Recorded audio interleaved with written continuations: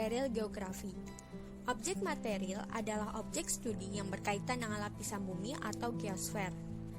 Objek material ini meliputi yang pertama atmosfer. Atmosfer adalah selubung gas atau lapisan udara yang menyelimuti permukaan bumi. Sekitar 4,5 miliar tahun yang lalu, atmosfer terbentuk dengan dinominasi oleh hidrogen, helium, metana, dan amonia. Atmosfer terdiri dari beberapa lapisan. Yang pertama, troposfer. Menurut teori Bragg, semakin naik ketinggiannya, suhu semakin menurun. Tiap kenaikan 100 meter terjadi penurunan suhu sebesar 0,61 derajat Celcius. Troposfer berguna sebagai lapisan pembatas atau tropopause dan munculnya berbagai fenomena alam. Yang kedua, stratosfer. Lapisan ini berfungsi sebagai pelindung dari gelombang radiasi ultraviolet yang sangat membahayakan jika terkena kulit manusia. Selanjutnya ada mesosfer. Mesosfer memiliki ciri-ciri ketinggian lapisan antara 50 km sampai 75 km. Dan pada lapisan ini suhu tidak stabil. Setiap jarak 100 meter, maka suhu akan berkurang 0,4 derajat Celcius. Yang keempat ada termosfer. Termosfer adalah lapisan di mana terjadinya ionisasi partikel-partikel sehingga akan memberikan efek pada perambatan atau pemantulan gelombang radio, baik itu gelombang radio dengan frekuensi rendah maupun tinggi. Yang terakhir ada eksosfer. Eksosfer merupakan lapisan terluar dari atmosfer. Lapisan ini sangat berbahaya karena memiliki suhu yang sangat tinggi dan tempat terjadinya kehancuran meteor dan benda luar angkasa lainnya. Pada lapisan ini terjadi refleksi cahaya matahari yang dipantulkan oleh partikel debu meteoritik. Cahaya yang dipantulkan tersebut juga dikenal sebagai cahaya zodiakal. Objek material yang selanjutnya ialah litosfer. Litosfer disebut sebagai lapisan pembentuk permukaan bumi yang terdiri atas batuan dan mineral. Pada litosfer atau kerak bumi terdapat arus konveksi yang menggerakkan magma sehingga lapisan-lapisan di kerak bumi mengalami pergerakan. Materi penyusun litosfer yaitu batuan dan tanah. Dinamika litosfer yang pertama ialah tenaga endogen. Tenaga endogen ini berasal dari dalam bumi yang meliputi tektonik dan vulkanik yang bersumber dari unsur-unsur radioaktif pada lapisan terselubung atau mantel. Yang kedua ialah tenaga eksogen. Tenaga eksogen berasal dari luar bumi yang meliputi pelapukan, erosi, dan sedimentasi. Adapun perbedaan dari kedua tenaga tersebut ialah yang pertama, tenaga endogen merupakan tenaga yang membangun bentukan muka bumi. Sedangkan tenaga eksogen disebut sebagai merusak bentukan muka bumi. Antroposfer. Menurut etimologi, antroposfer berasal dari kata antropos yang berarti manusia dan sphaira yang berarti lapisan. Jadi, antroposfer adalah lapisan manusia serta berbagai kehidupannya di permukaan bumi. Sedangkan menurut istilah antroposfer berarti suatu cabang ilmu geografi yang membahas mengenai potensi penduduk dan permasalahan yang terdapat dalam masyarakat yang berkaitan dengan sumber daya manusia di permukaan bumi. Hidrosfer.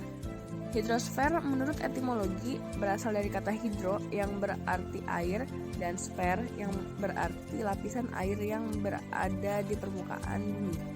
Jadi, hidrosfer merupakan lapisan air yang menyelimuti kerak bumi yang disebabkan karena hal tersebut berbentuk cair. Hidrosfer tersebut di permukaan bumi dapat berupa danau, sungai, salju, air tanah, dan uap air yang terdapat pada lapisan udara. Sekitar 71% permukaan bumi ini tertutup oleh air, dan sebagian besar air tersebut merupakan air laut sebanyak 97,2%. Air tawar hanya 2,8% saja yang ada di permukaan bumi ini. Biosfer.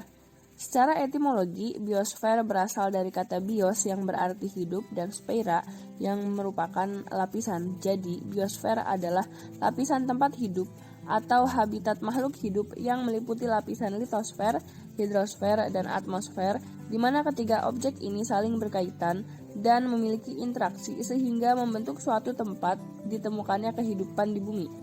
Biosfer diisi dengan manusia, flora,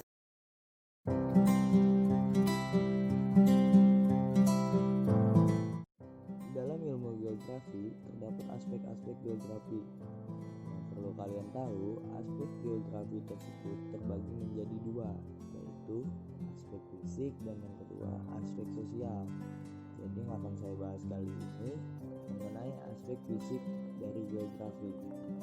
Aspek fisik geografi adalah aspek alamiah yang membahas atau mengkaji hal-hal yang berkaitan dengan geografi atau geosfer, seperti topografi, bentuk muka bumi, abiotik dan biotik.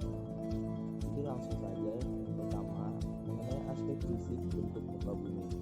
Menurut Hidayat, bahwa bumi bulat dan permukaannya melengkung dapat dibuktikan dengan kenyataan-kenyataan seperti kita mengamati pada waktu matahari terbenam. Bukti sejarah juga menyatakan jika kita berlayar terus ke satu arah, maka kita akan tiba kembali di tempat semula sebagaimana dilakukan oleh Albert Einstein tahun 1522 yang mungkin terjadi bila bumi bulat. Yang kedua ada aspek fisik topografi.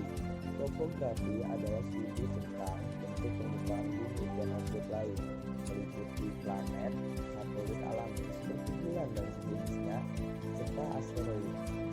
Objek dalam topografi berada dengan posisi bagian dan menunjuk pada koordinat horizontal, seperti garis lintang dan garis bujur, serta garis vertikal yaitu ketinggian.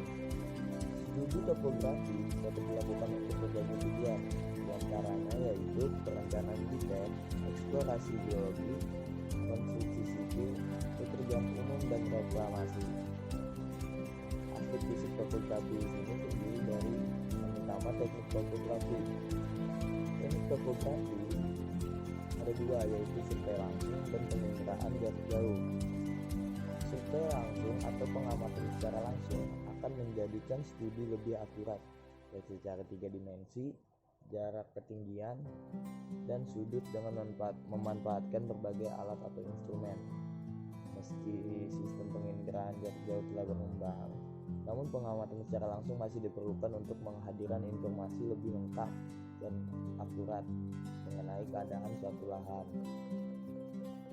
Yang kedua ada penginderaan jarak jauh, yaitu ada ilmu pengumpulan data permukaan bumi dari jarak jauh menggunakan sistem yang disebut inderaja, meliputi sensor, wahana satelit dan sebagainya. Yang kedua ada peta topografi. Mungkin sudah kalian pernah dengar peta topografi. Di sini adalah satu jenis peta khusus yang menggambarkan bentuk sekali permukaan bumi, meliputi tinggi rendahnya kawasan dengan gambaran garis-garis. Penggunaan garis kontur tidak dapat dilepaskan dari peta topografi. Garis-garis ini menghubungkan dua segmen garis satu sama lain dan tidak saling berpotongan. Berikutnya yaitu karakteristik seperti tidak berwarna, skala besar dan detailnya, adanya garis kontur, informasi kontur dan tanah. Nah, yang keempat ada komponen. Itu antara lain video peta, legenda peta, skala peta, garis koordinat, garis ketinggian atau kontur, tahun pembuatan peta, deklinasi atau arah kompas. Nah, yang terakhir ada manfaatnya, yaitu untuk tracking atau jalur pendakian, serta orientering atau bernavigasi dalam peta, penyelamatan, perencanaan wilayah, dan desain arsitektur dan sipil. 3. Aspek fisik abiotik. Pengertian aspek fisik abiotik yaitu aspek yang berkaitan dengan kondisi tanah, hidrologi, dan kondisi iklim suatu wilayah. Yang pertama, cuaca dan iklim. Iklim merupakan elemen geografis yang penting yang dapat mempengaruhi kegiatan manusia.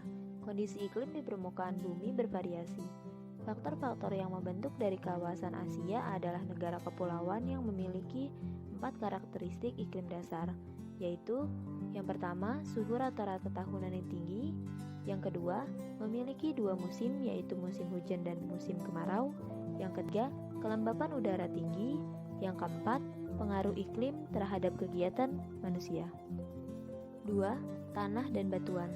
Daerah dengan sebaran batuan, tanah, dan mineral yang kaya tentu saja akan lebih mudah berkembang dibanding dengan daerah yang miskin sumber daya tanah dan batuan. Seperti namanya, meliputi tanah dan batu, serta mineral yang terkandung dalam keduanya. Kedua hal ini memiliki hubungan yang sangat erat dengan aktivitas manusia, terutama aktivitas ekonomi seperti pertanian dan pertambangan. 3. Air. Air merupakan sumber daya alam yang sangat krusial bagi keberlangsungan kehidupan manusia. Air merupakan salah satu unsur yang memungkinkan adanya kehidupan. Oleh karena itu, air memiliki posisi yang krusial dalam menentukan aktivitas manusia apa saja yang mungkin dilakukan di suatu wilayah dan aktivitas mana yang tidak memungkinkan. Daerah pesisir laut. Indonesia merupakan negara maritim dengan salah satu garis pantai terpanjang di dunia. Geografi pesisir membahas mengenai interaksi laut dengan daratan, terutama di daerah pesisir, serta apa dampaknya bagi masyarakat. 4. Aspek fisik biotik. Unsur biotik atau unsur hayati adalah unsur lingkungan hidup yang terdiri atas manusia, hewan, tumbuhan, dan organisme kecil yang tidak terlihat.